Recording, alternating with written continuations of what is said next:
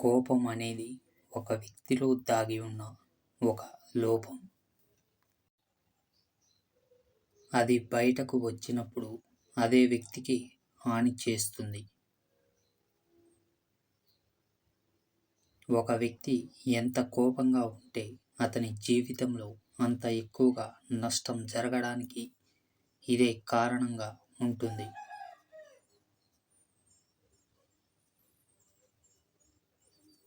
ఇటువంటి పరిస్థితులు ఒక వ్యక్తికి కోపం వచ్చినప్పుడు అతను మౌనంగా ఉండాలి. కోపం మనిషి యొక్క అతిపెద్ద శత్రువు. ఎందుకంటే అది వస్తే శరీరం, మనస్సును, తెలివిని నాశనం చేస్తుంది. ఒక వ్యక్తి ఎప్పుడూ కోపంతో కీలక నిర్ణయాలు తీసుకోకూడదు.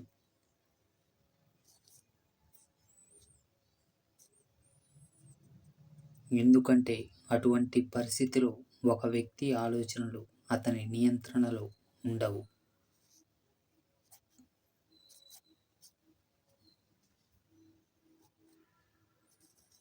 కోపాన్ని జయించగలిగితే దేన్నైనా జయించగలం.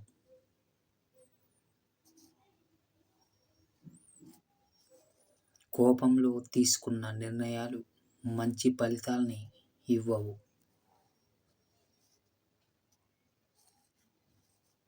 కోపం, ప్రేమ, బాధ ఇవి అందరి మీద చూపించలేము. మనం ఇష్టపడే వారి మీద, ప్రేమించే వారి మీద మాత్రమే చూపించగలం. మీరెంత తిట్టినా, బాధ పెట్టినా మీకోసం ఏదైనా భరిస్తారు. మీరు దూరం అయితే వాళ్ళు తట్టుకోలేరు. అలాంటి వారిని వదులుకోకండి.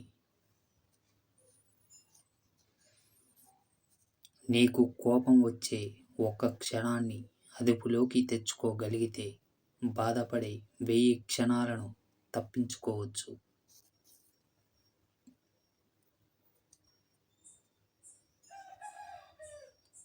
మనిషి పతనానికి కోపమే మొదటి కారణం. పదునైన ఆయుధం కంటే క్షణకాలంలో వచ్చే కోపమే అత్యంత ప్రమాదకరం. కోపగించుకోవడం అంటే ఇతరుల పొరపాట్లకు మనకి మనమే ప్రతీకారం తీర్చుకోవడం.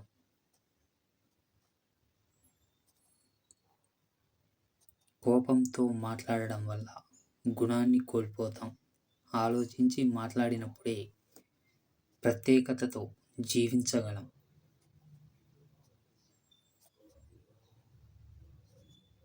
కోపం తెచ్చుకునే హక్కు ఎవరికైనా ఉండొచ్చు, కానీ ఆ కోపంతో క్రూరంగా ప్రవర్తించే హక్కు మాత్రం ఎవరికీ లేదు.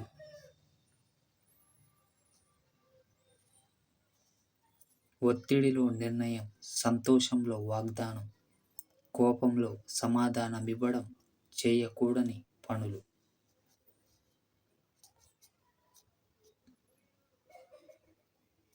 అవమానాన్ని, కోపాన్ని ఎదుర్కోగల ఒకే ఒక్క ఆయుధం చిరునవ్వు.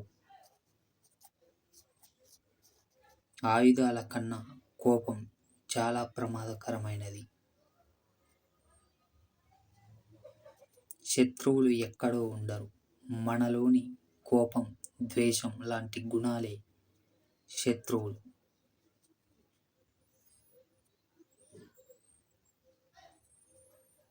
శాంతంతో కోపాన్ని, వినయంతో గర్వాన్ని జయించాలి.